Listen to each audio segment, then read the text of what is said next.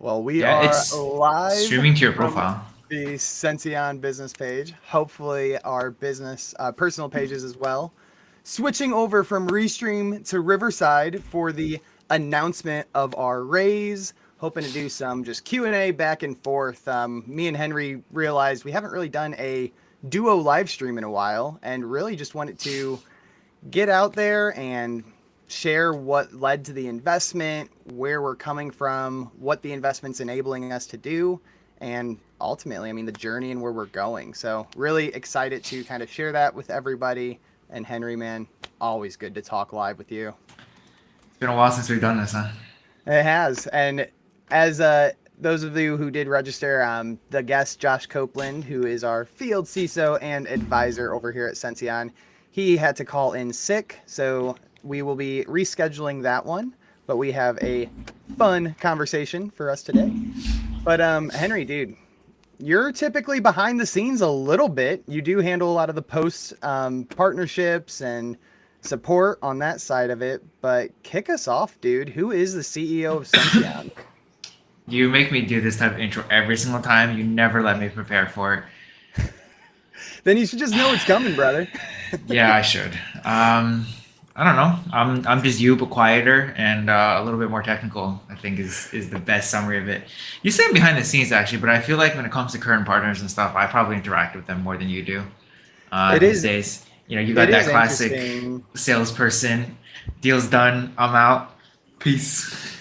Yeah, I'd like to think that is more of just a resource thing on our end. It's interesting looking back because, for a while it was only a large co-founding team, but there were four of us. And I really was brought on to focus on that go-to-market, market research, make those initial sales. And, originally, and still is very much my responsibility, but it is that post-sales success, onboardings, and keeping that relationship strong as we've really found out, especially from the MSP market, how important the community is. But as with a resource strained team and really getting a lot of growth fast, my bandwidth got a little tight. So the heads up for entrepreneurship, people considering launching their own company and whatnot, we really did have to really switch responsibilities or add to our plate and balance the new sales, existing sales, and really learn how to balance our time. What was the hardest thing for you to let go? So I very much am, and you know this obviously, being talking to me every single day. It's crazy. We've probably talked together every single day for the last 3-4 years. It's insane. Um, Try but it not to on weekends, but sure. Yeah, it always happens. But my background does come from enterprise sales where it's largely focused on project deals and you really work together throughout the project and then, you wait till the next cycle and so on. It wasn't always continuous per se, but where they were always my relationships, I guess. And where with Sention, they were always my relationships at the start. But as we just talked about with bandwidth, it really was hard for me to kind of let go a little bit and, rinse and repeat that process because it's, I don't ever want my role to ever feel robotic or I'm not personal with the people we sign up and we partner with. So very much the hardest part for me was letting go and handing that off to you, which I know was probably a little bit more of a struggle for you at first than it is today. I remember you not being able to transition from speaking with partners, going back to dev, back and forth, and now I think it's just part of your routine. Yeah, I figured it out eventually. I don't know. I think for me, the outreach part was always the difficult thing. So once they were handed off, or like I felt like I had a good line of communication, didn't usually feel too bad. But yeah, I don't know. The outreach stuff is definitely not my forte here. Yeah. I mean, you really were tossed in the deep end being someone who didn't have a sales background or, I mean, not really customer support so much either. I know Cisco SOC and all that jazz, but I mean, you supported me a little bit throughout all my IT challenges throughout my life. But really transitioning to that customer side, I can't imagine it was just overnight light switch for you. I have a proud degree from Oh, here we Cranach go. at Purdue University, and there. Wait, what's my degree called? My Bachelor's of Science in management prepared me as much as I needed for this role. No, I mean, I don't know. I think one of the things that I'm fairly good at that was definitely helpful there was being able to learn on the fly. And it helps that I'm able to learn from you. And supposedly you're pretty good at this, is what I've heard from a couple other people. Always Well, happy to tell me how good you are at what you do. fortunately, people appreciate the conversation, and honestly, I think the RV for me is a great icebreaker. But no, let's dive into kind of a little bit on Sention. Obviously, we have our own personal relationship. But dude, you are the principal founder. You put together, assembled the founding team of Sention. We're the Tell us, Avengers. we're the Avenger. You assembled all of us together. I mean, you really did put together a co-founding team where we all focus on very different things. Where a lot of entrepreneurship stories I hear is really hand in hand, a lot of overlap, supporting each other. But it was a little bit different, I felt, with the team you put together, where we really were in our own lanes for a lot of it. How did that go into, choosing your founding team and getting us to where we are, brother? Well, Was that intentional? I think time would tell if it was a good decision or not, but intentional is probably not the word I'd use for it. Um, I don't know. Maybe it's just because the way we think about things is different, or maybe it's because I started the company with the intent of like knowing, hey, this is what I'm good at, this is what I'm not good at, and with Nicole as well being the other person that our CTO and our other co-founder that we brought on, knowing what she's good at, right? It was kind of obvious. It was kind of easy for me to understand what kind of fill holes I was expecting to need to fill. That being said, it definitely isn't necessarily something where we thought about it maybe from the right perspective. I mean, you Yeah. can relate to this, coming on when you did and being told product in 3 months. I just, Yeah. it was three, it just wasn't months. The So units like in, always get us over at Sention when it we is the talk units, roadmap isn't it? The and numbers are always features. right. It's the units. It's the Um, units. but I don't know. And I mean, in hindsight, I'm happy with the decisions that we made because I think they were good fits all around. It was just, it was, I think, guided from a perspective of skipping over a couple of the steps from an early startup stage perspective that I just wasn't aware of until we got there. And I was like, oh, well, that makes sense. And so when I look at other founding teams, it is usually helpful to be like, yeah, it makes sense why they did it that way. But definitely happy with the way where we ended up. Yeah, definitely ended in the right spot. But it very much was, background on all of us. Besides for myself, with a little bit of like franchise model experience in home restoration, this is truly, by all standards, our first entrepreneurship journey and first time needing to create our own brand. And it didn't even start as Sention today, right? We even had an old company name when we first started doing a completely different pivot, but that was part of it too. We did try to build too fast without validating out of the go, hence product ready in 3 months. And then maybe we built the wrong type of product.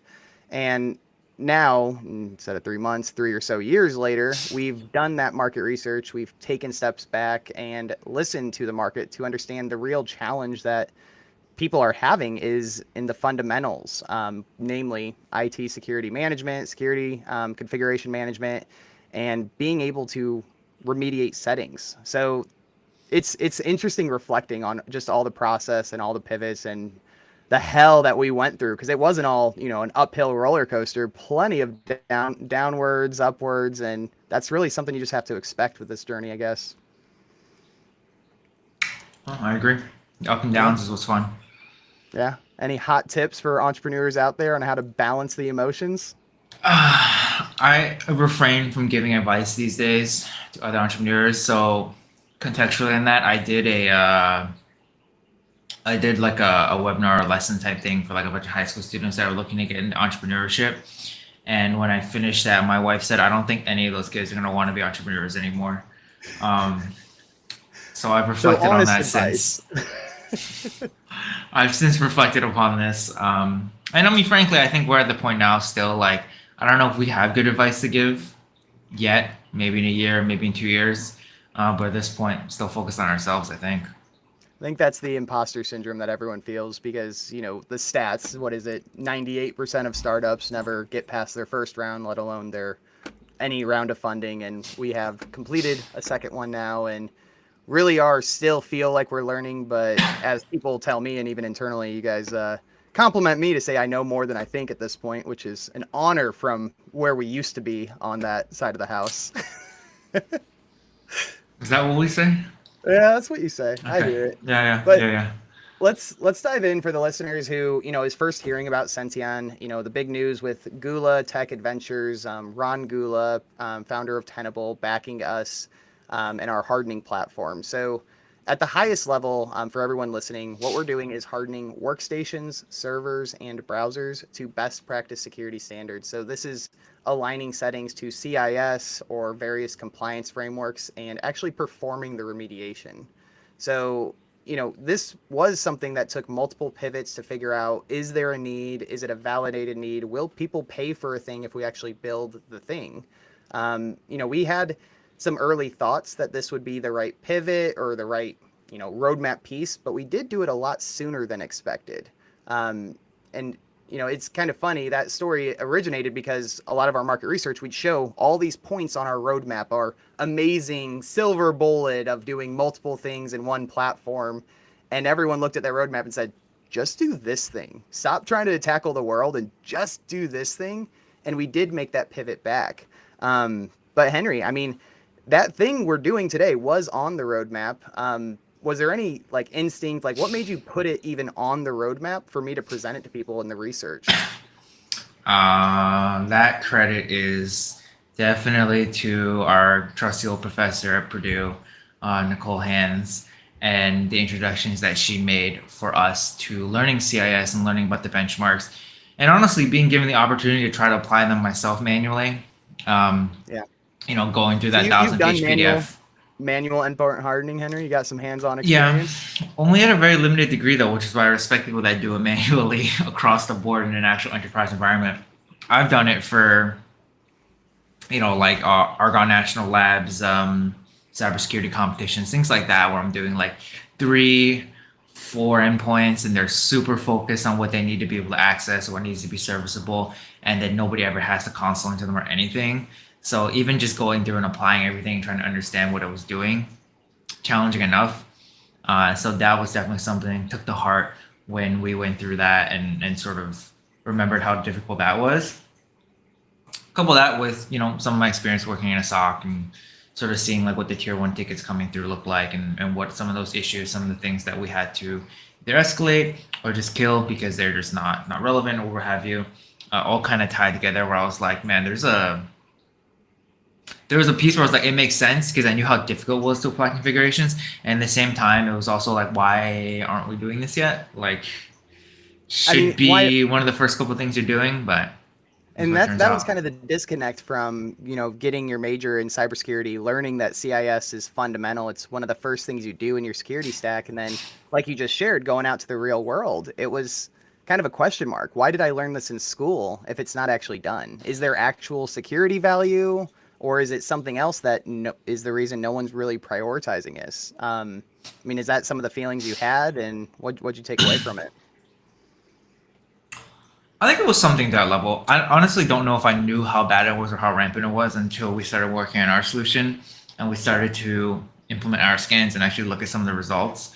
So up until then, right, a lot of it I think is just vague ideas of like talking to partners, which to your credit mostly is you doing, and then just me hearing it from you. But I'm a great talking to summarizer. partners, yeah, and like hearing that, yeah, this is the problem that they're facing, and just having the idea like, well, that makes sense, right? So let's see if we can do something about that. Yeah, and to kind of what we've learned. I mean, this was a big thing just as we went.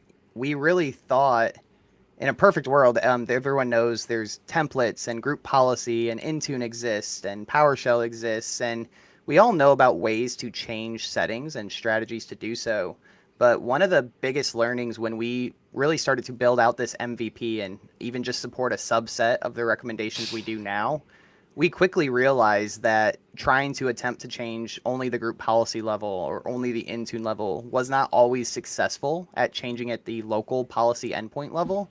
So that was like a huge I don't know if validation is the right word, but huge thing, motivating thing to say, hey, we actually found something wrong with an existing medium that we have the in-house skill set and understanding on how to improve and even develop a new process like we did to adjust local policy.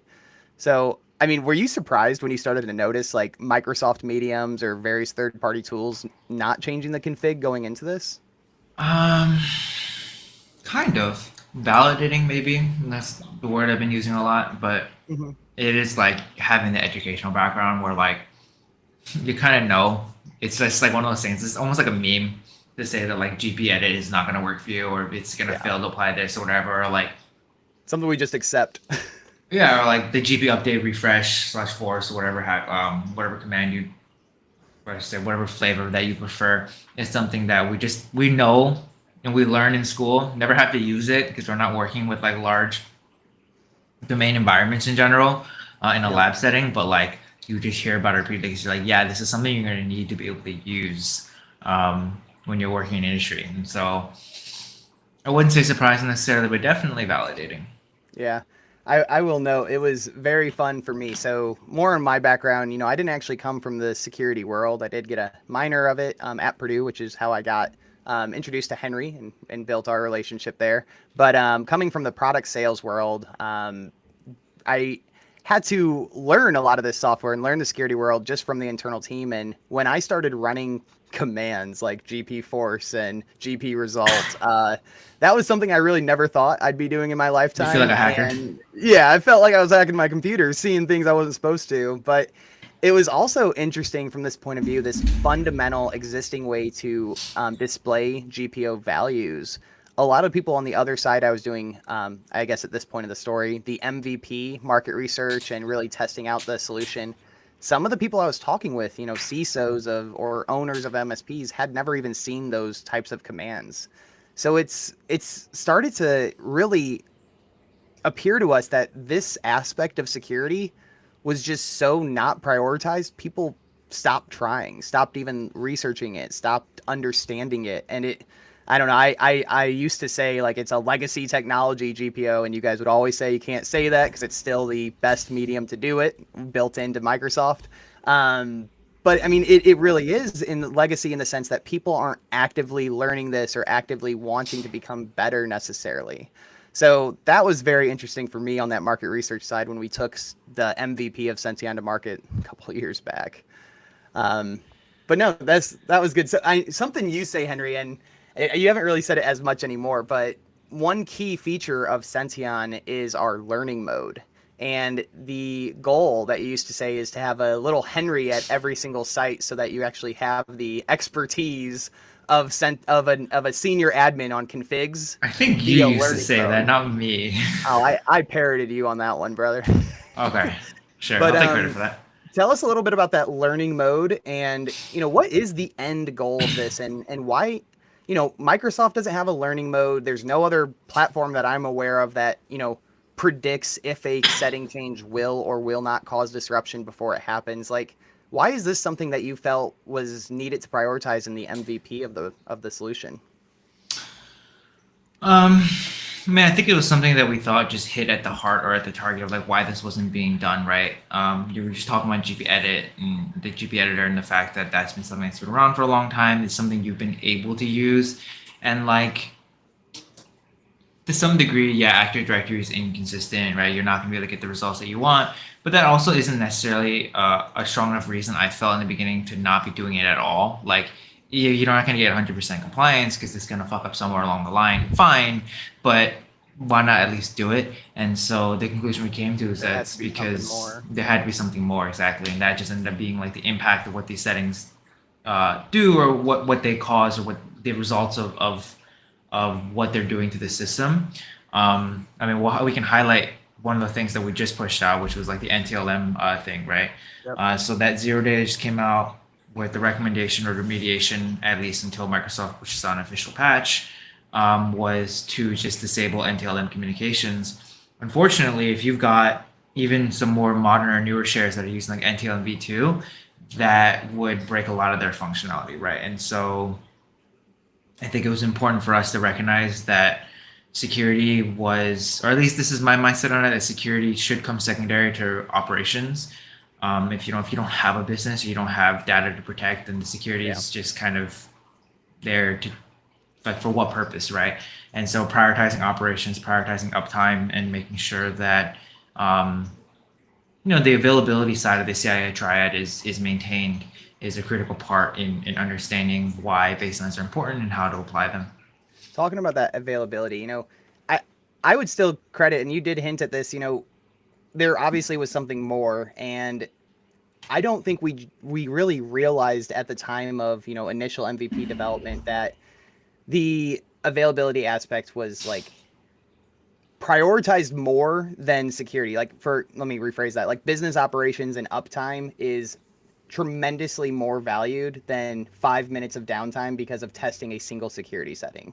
I think that was a learning, at least for me, like, you know, being trained by you guys on my everything I know security really started with you guys. It was always like security first. People are going to want to do that. Even if it causes 5 minutes of downtime, like it's worth testing. It's worth taking that downtime so that you can have a better security posture.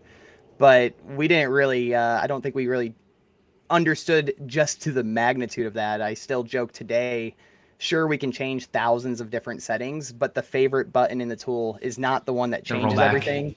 It's the undo button. It's the rollback button. Is still just, loved more than actually making the red marks turn green. So that's still a surprising thing for me. We obviously knew it existed, knew that drive needed to be addressed, but I think from our perspective, we didn't just understand just because we weren't, seasoned professionals to the extent of understanding that completely.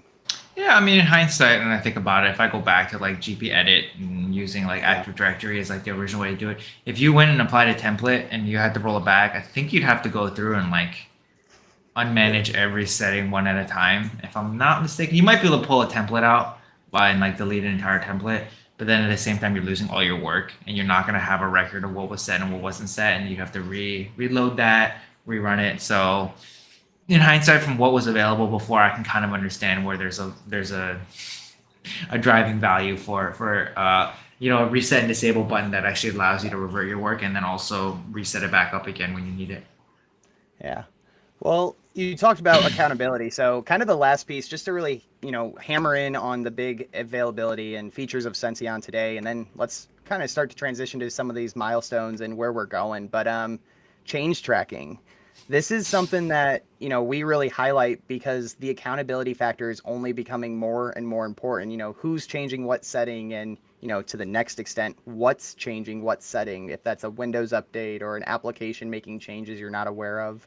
So this aspect of accountability wasn't part of the MVP offering. This was a demanded feature request, honestly. Like, learning mode was great, but we are really looking at hardening, our SMBs and earlier on the maturity scale, MSP partners. They were looking for more of this as a compliance solution, not as much on the security side. So having that change tracking and accountability factor to know what admin is changing what or what application is changing what as we continue to mature that feature was more prioritized than I think we realized. But now that we have that, as far as I know, and I say it publicly, we're the only ones really with that change tracking ability, which makes it really neat as a differentiator for us. But tell us a little bit of your perspective, doing a little bit of this hands-on, being in that For corporate change world, tracking. brother. Yeah, change tracking, brother. I mean, obviously the customer demanded it, but you still have to approve the roadmap that I put in front of you at the end of the day. I mean, change tracking was like the example of like you coming to me and being like, "We need to do this thing," and I was like, "Okay," and just forwarding it along to the dev team, and they went, "Okay," and then we pushed that one in. So that one was true blue, like super structured process over at yeah, Sension that back in was the day. was the most honest. Like, hey, we got a feature from a customer. We wanna close this deal. We should do this thing, and we did it. But it was also one of those things where it's like we're thinking about our solution from a sort of holistic sense, and we're like thinking about long-term value and like what are the things that we want to be able to provide over time with the product.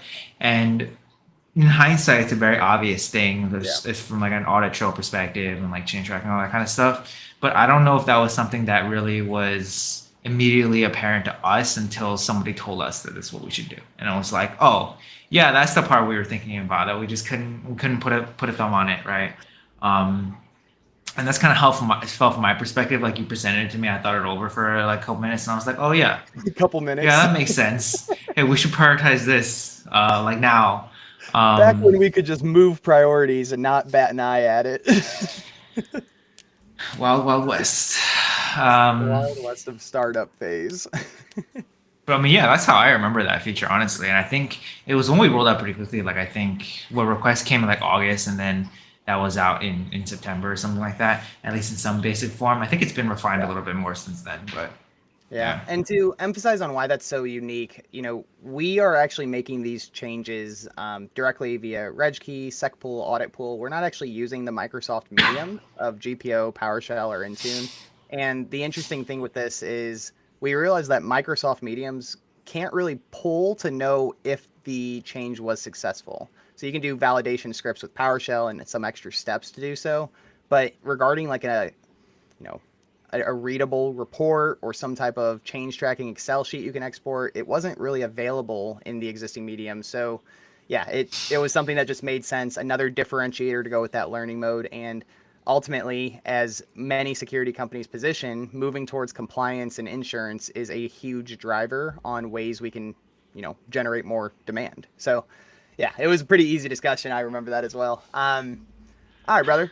Some recent milestones. I know we have the jumbo check in my background. Thanks for letting me keep it. But we did compete in the Pitch It program at IT Nation.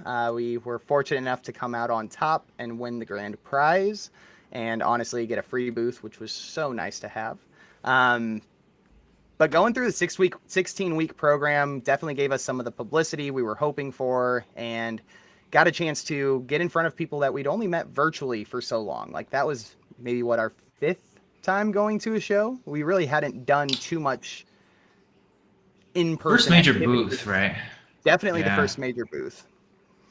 Yeah, so it was really exciting from that perspective. And a huge takeaway for me was just seeing the audience get behind some of the, you know, I was up there presenting and I made a couple jokes saying, anyone ever deploy an Intune policy and realize it never actually took on the endpoint, right? And saying some jokes like that, it was very fun to hear the audience emotionally react with a laugh or some head nods. And for me to get up there and say stuff like that and actually understand some of the pain, because at this point I've very much lived in the world of configurations and seen the same struggles. Whether it's in an active client side or not is a little different, but getting to see that was very rewarding, I guess, for me, and made me feel like Sension is actually making a difference in a technology and innovation that isn't just another add-on, but it's actually changing a process and enhancing it in a lot of ways. I know you were out in the state and in the crowd, brother, supporting me. Any Was there a question takeaways? in there for me? Oh, is there any Any takeaways? takeaways, brother? So anything Yeah. exciting that you realized while I got up there and shouted our company name? Yellow hard hats are the way. Yellow hard hats are the way. If you have a hardening platform, you might as well have a hard hat. I mean, I don't know if I had any additional takeaways from that outside of the stuff that you already expressed. It was just, I think, a different perspective for me because I got to be the one sitting in the audience and watching the presentations and like sort of feel the response to your presentation and sort of how people related to it. And it's fun to look back on those pictures of you looking like a cult leader with a bunch of yellow hard-headed people looking off at you as you It's hold the funny giant thinking check. like I never could have done that like when I first joined the team, right? I mean, just to have the reward of getting to go on stage and have that type of audience acknowledge that we did something unique and made a difference in the security space that no one else has really innovated was wild to think I was the one up there doing that. And I mean, I got to have a lot of fun. We'll keep sending you up there. Yeah, absolutely. So, Rite of Boom coming up next, and MSP Geek after that, and some more IT Nation shows, I'm sure. Yeah. Next year, be on the lookout for another Pitch It company. Ention, I hear, will be a good candidate to look out for next year's Pitch It. 100%. And the day before Pitch It, the night before at dinner, we did get some exciting news, which we now release to everyone today with our investment round with Gula Tech Adventures. I played a very minor role in those presentations, man. So talk to us a little bit about the fundraising side and what it was like meeting the founder of Tenable and presenting to people who are probably that 1% who may know the settings a little bit better than you, potentially. I I don't want to say mean, that confirming. I cannot emphasize enough how much I've enjoyed working with the Gula Tech Adventures guys. They're so down to earth. Just so much fun to work with. I think their passion for security and sort of honestly networking and like being a part of the community is really apparent in all the work that we've done with that. That being said, I highly, highly do not recommend trying to raise while you're at a trade show.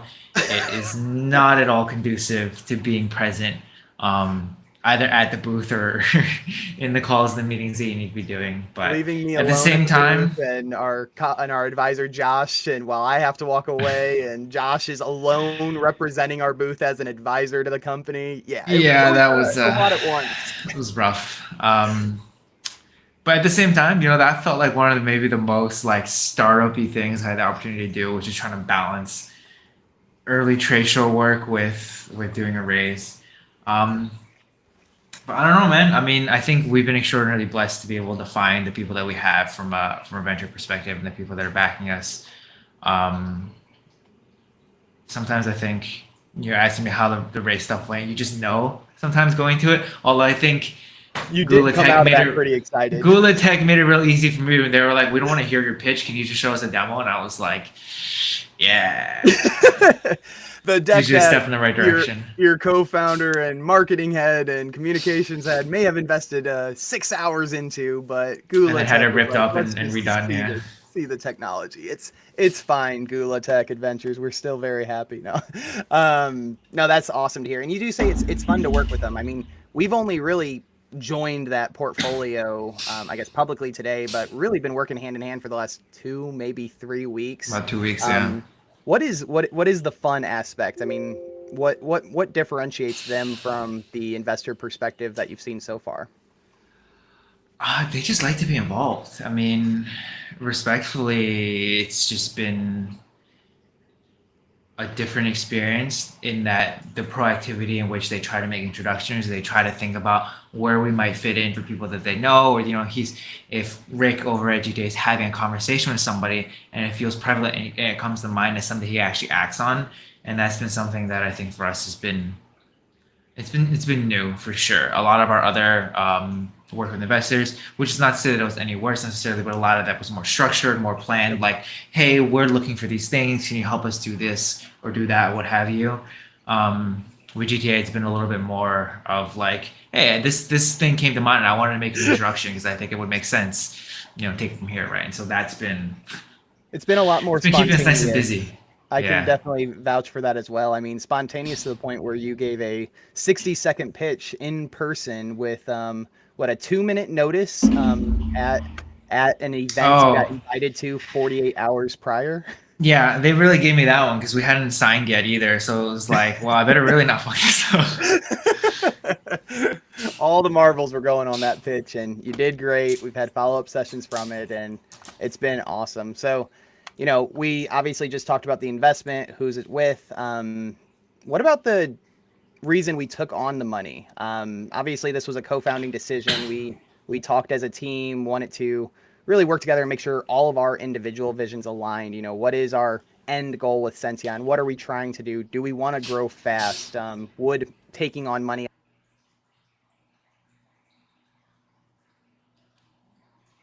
My audio cut out for you. Hold on.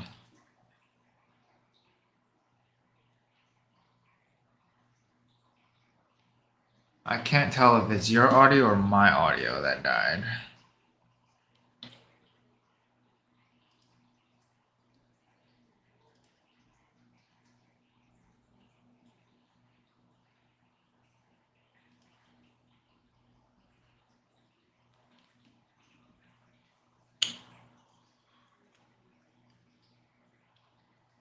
Your mic thing's not lighting up, so I'm gonna assume that it's you and not me.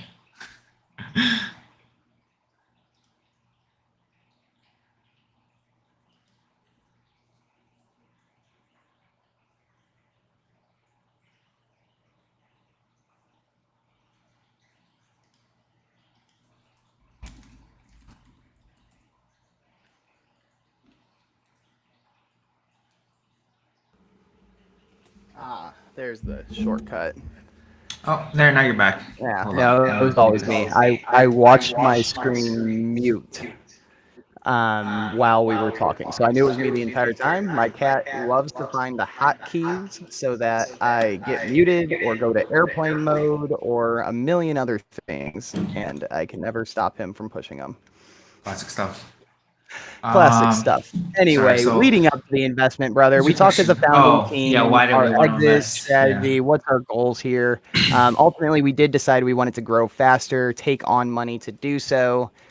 Anything you want to share, just a little behind the scenes on Sentient? What was there any driving factor for you on wanting to take on the money? Any goals that you thought the money would enable us to do, or maybe do a little bit faster? Yeah, I mean, it's all go to market, I think, at this point. I shouldn't say that. There's a little bit of dev stuff too, but it's just enabling us to do what we're passionate about, right? And I think that is provide honest and good security. Make Unfortunately, our some of the passion fun is configs. yeah, doing configurations a little easier, which is a bizarre thing to say that we enjoy doing.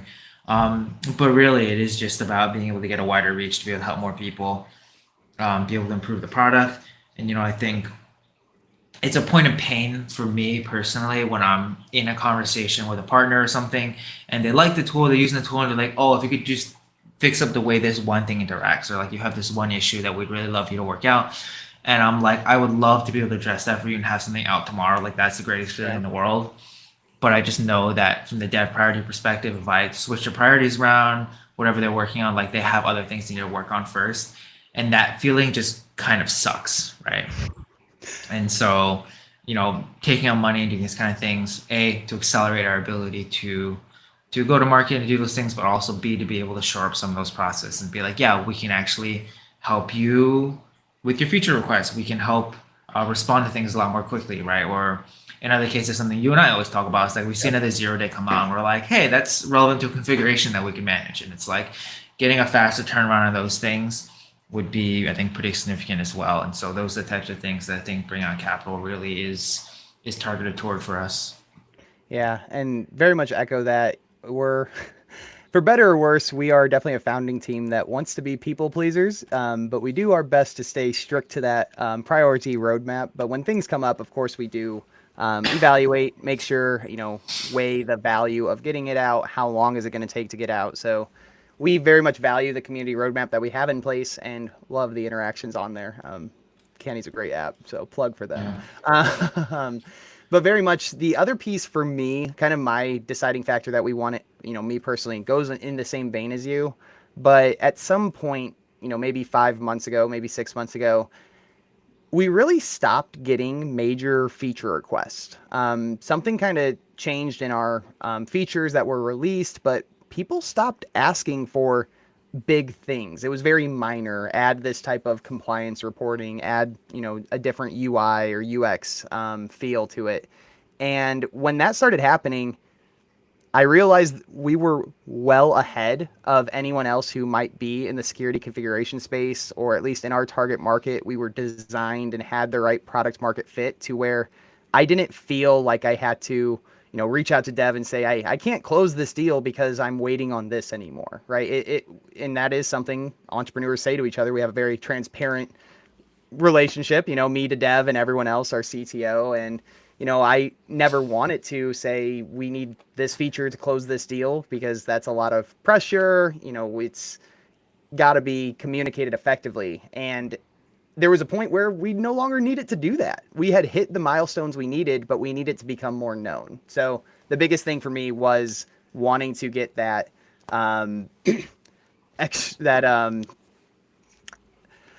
that extra money to take us to those more shows and really moving forward in that respect. So really excited for that. All right, let's kind of keep this rolling. So we talked about the features. We talked about current functionality. Is there anything top of mind that comes together on where we're going to be prioritizing some of these upcoming features? Improvements on the browser side of things, application hardening. I mean, it's the same stuff you parrot around all the time. Yeah. Looking at Office Suite, all that kind of stuff. Yeah, I mean, CIS covers a large array of applications. We're not and hiding what whatnot, we're working on, and that's for sure. Yeah, and the big thing for us is staying true to our innovative quadrant, I guess, or innovative feature, right? So, and that is the hardening platform. So we want to make sure we do stay in our lane and make sure that we don't branch out and confuse ourselves with something we're not, because we didn't set out to this to become a MDM tool or vulnerability management tool or patch management tool. We very much are positioning to be that hardening platform, that hardening management. So having our feature requests come in, organized, those things are completing our browser hardening initiative, rolling out the Microsoft Suite hardening, and ultimately our largest end goal and probably the largest feature rolling out after the completion of our OS hardening and all of that is the application hardening. And that is a piece that I believe the MSPs specifically really need. I haven't come across a ton of application hardening vendors in the MSP world. It is a pretty, I don't want to say congested, but it is a little bit of a more crowded space at the enterprise level, which, as we know in the MSP space, what happens at enterprise comes to us originally 3 years later is what I used to hear. Now I'm hearing it's quicker and quicker. What happens there happens here just as fast. So really excited to kind of pilot that aspect of our roadmap as well. But yeah, that was a big thing, man. So anything you want to, I mean, we're wrapping up here. So, I mean, any just reflections or kind of takeaways on the journey? I feel like we've gone down a trip of memory lane in this last 45 minutes.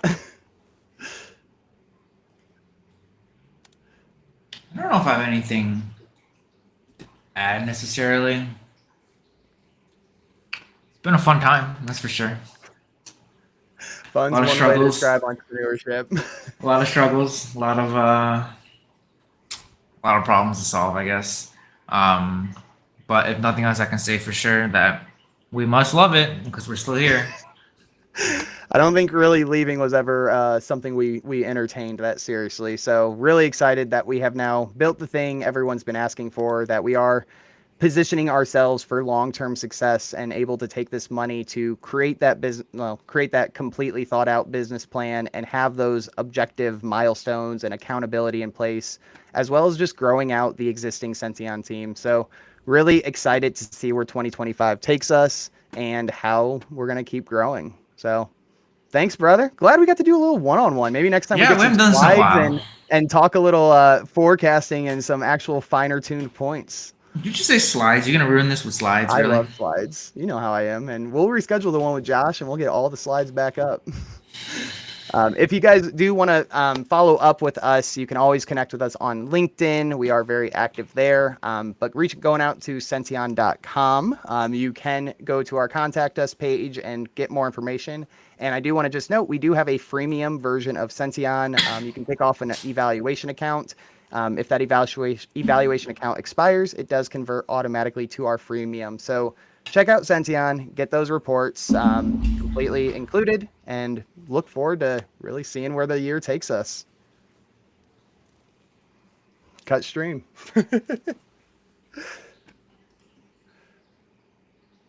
Done. All right. Okay, who's Eugene? That threw me the fuck off. Yeah, I don't know. I was like, what